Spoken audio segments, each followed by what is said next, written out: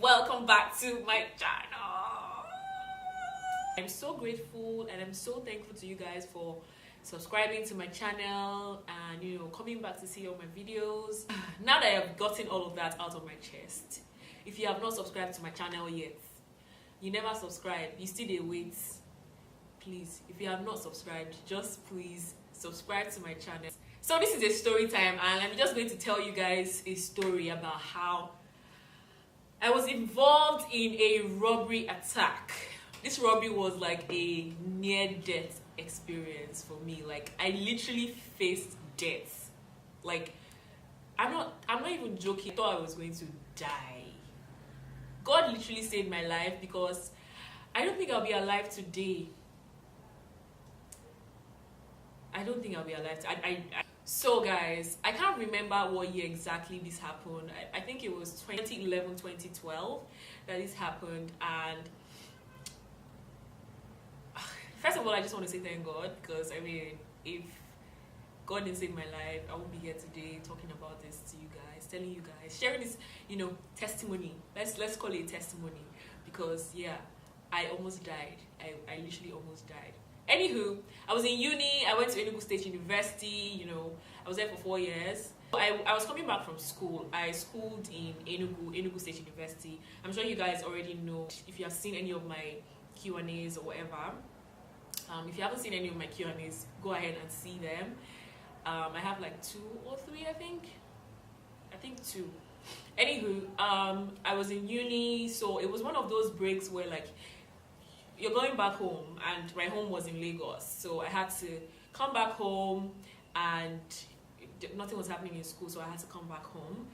And I took the bus. I usually take the bus when I'm coming to Lagos. I travel by road most of the time, and this time around, hey gosh, I took this transport service. I'm not going to say the name of it, but it's a popular transport service. So if you have money and you don't want to travel by air, but you want that comfort, that comfort of actually traveling by road, like you're traveling in your private car, yeah, you take this service. So I obviously booked my tickets, got there in the morning, everybody was ready to go, and then we started driving down to Lagos.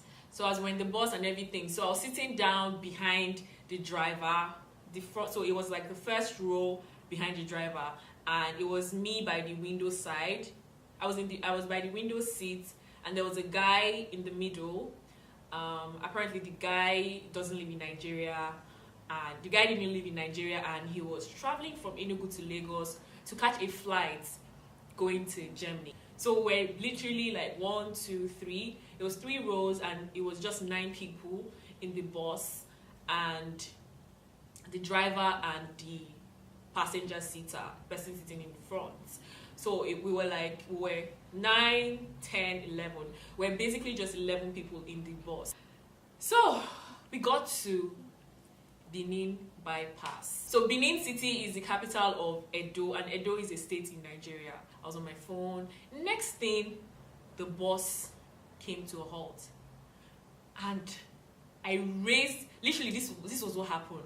The bus came to a halt, and then literally just stopped, and I lifted my head up to see, and before I knew it, 6 guys, scruffy looking men, literally scruffy looking men, came out of the bush. Scruffy, these guys looked so scruffy, they looked so dirty and everything, and they were Fulani headsmen. The next thing I heard was gunshots. I just heard gunshots. They were shooting in the air. Fulani headsmen, guys. Hey, Jesus Christ of Nazareth! My heart, my chest, and if you know me, I'm a very paranoid person. I was this close to fainting that day. I was this close to fainting. I'm not even going to lie. I was this close to fainting. Next thing, they started pushing the bus, literally pushing the bus, pushing, and people in the bus were like, don't open, driver, if you open this bus, I think the driver was afraid. He didn't know what to do because these guys were like 6 and they surrounded our bus. So next thing, the bus was open. These guys brought out daggers and they were like, bring out your wallet, bring out your wallet, bring out your wallet. And they were speaking Hausa or whatever, Fulani or whatever it is that the language is. They were speaking it to themselves, and they brought out their daggers, and they were like, bring out your wallet, bring out your wallet, bring out your wallet. So the guy sitting beside me had like a Louis Vuitton, you know these pouches now, this boy pouch, these pouches that guys carry, had like a pouch, and it was dollars, like dollars, bundle of dollars in that pouch. I'm like, who travels with cash? They literally like tore off, because he hung the pouch on the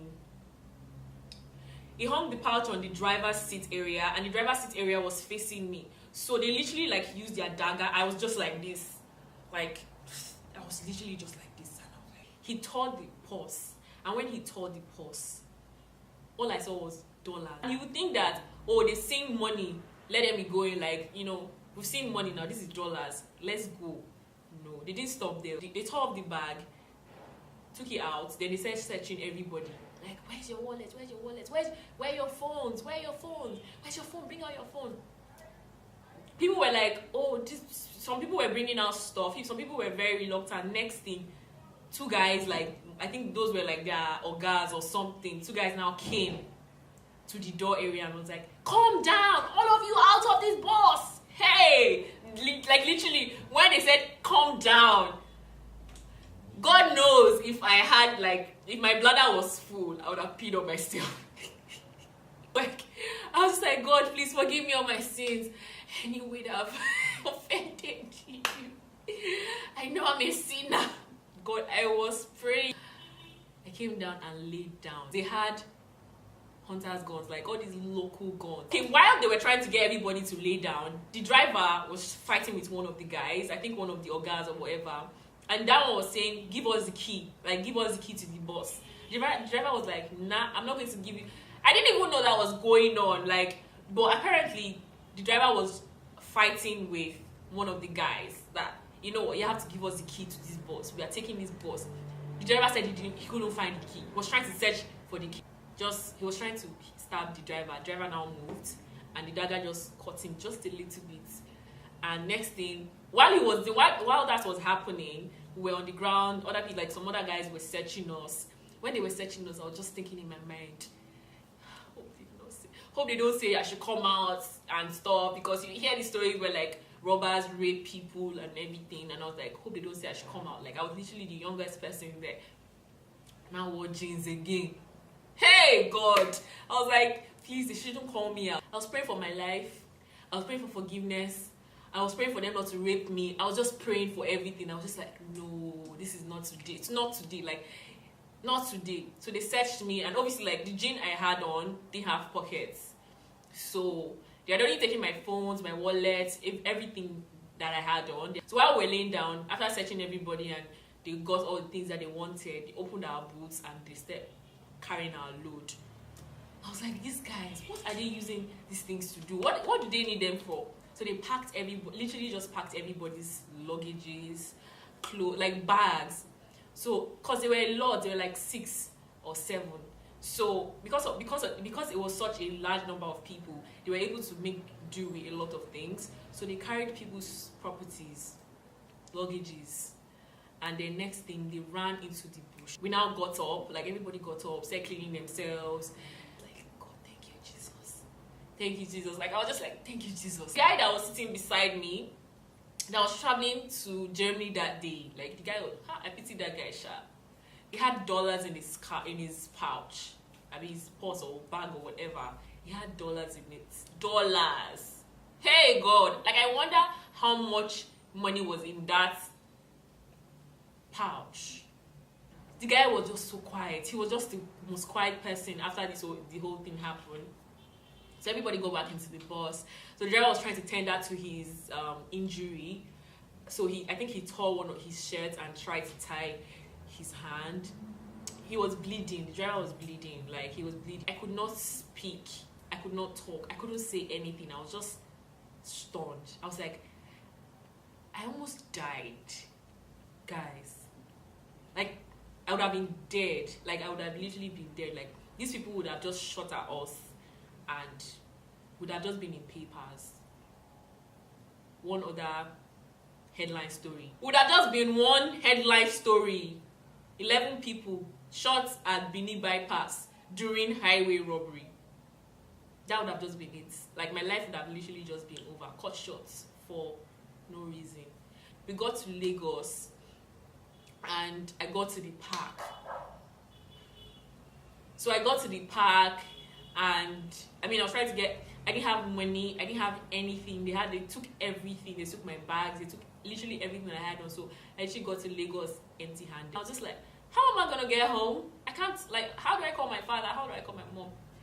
And I know my mom is like, oh, she can't worry for life. Gosh. So I was like, should I call my mom now or should I get home first? Because if I call my mom now and I'm telling her that I got robbed and she has not seen me, her chest, her chat, I had to literally be beating fast until she set eyes on me. So I was just like, should I call her first? I know my mother. If I call her now, I'll tell her that mommy, I was robbed. They were shooting. Shoo, what? Where are you? Are you okay? Like, that's the question that you normally get. I feel like that's how every mother is. He's like, are you okay? Did they hurt you? You didn't do this. She will want to find out every single thing. I was like, okay, let me just wait. Let me save all of this story till I get home. So I got home and I was telling my mom about what happened. And when I was telling my mom, I wasn't saying it like this. Like, trust me, this is how it happened. Bro, I wasn't telling my mom like this. I was saying it in such a mild way. So that she doesn't think it was something really big. But my mom was like, Jesus Christ, hey. Like, my mom is Edo and she speaks broken sometimes. My mom was like, I see this thing for dream. Now this gun way that they shoot for my dream be this. Now this gun way that they shoot for my dream be this. Thank God, though.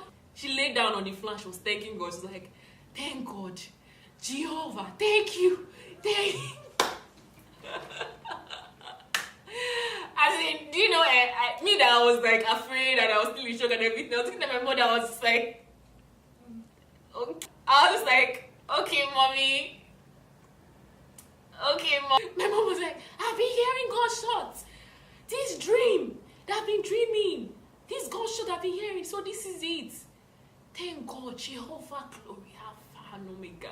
My mom was just so like, she was just like, her daughter is alive. Trust me.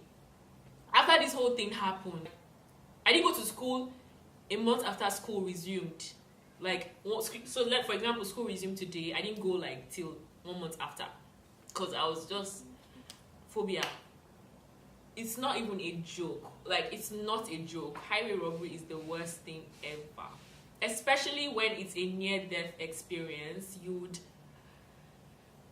would never forget it. Like, it's still in your mind fresh. Like, it's still in your mind fresh, like it just happened. I've just been faithful. Like, God has just saved me through a lot of things. Like, He has saved me a lot. So guys, this is it for this story time. I hope I told the story well enough for you guys to understand that God is actually amazing. And yeah, I don't think I gave any testimony. I think it's like my first testimony of this story. Aside, telling my family members and maybe my friends. You can't live with fear. If God has saved you from something really tragic or something really bad, there's definitely a reason why. If you enjoyed this story and, if you literally just enjoyed the story and enjoyed me talking and you want to see more story times from me, I have plenty stories. My life is very interesting. Actually, very, very interesting. And I don't mind sharing it with you guys because there's just a lot happening in my life and I don't mind sharing with you guys. So if you want to hear more stories from me and you don't mind, hearing my life stories and all the things that happen in my life, then let me know in the comment section below. I'll be waiting to respond to all your comments. Let me know down below what you think about the story time and if you'd like to see more. If you have experienced any kind of robbery, any kind of stealing, maybe someone stole your stuff before, or you've been robbed before. Share your experience down below. I would love to hear what happened to you. You know, let's have fun, let's talk. And yeah, if you'd like to see more videos like this, please give this video a thumbs up. If you can get this video to 500 likes, if this video gets 500 likes, I'll film another story time, and trust me, this one is going to be even more interesting than this. And yeah, do not forget to subscribe to my channel, give this video a thumbs up, 500 likes, subscribe to my channel, and I'll see you guys in my next video. Bye.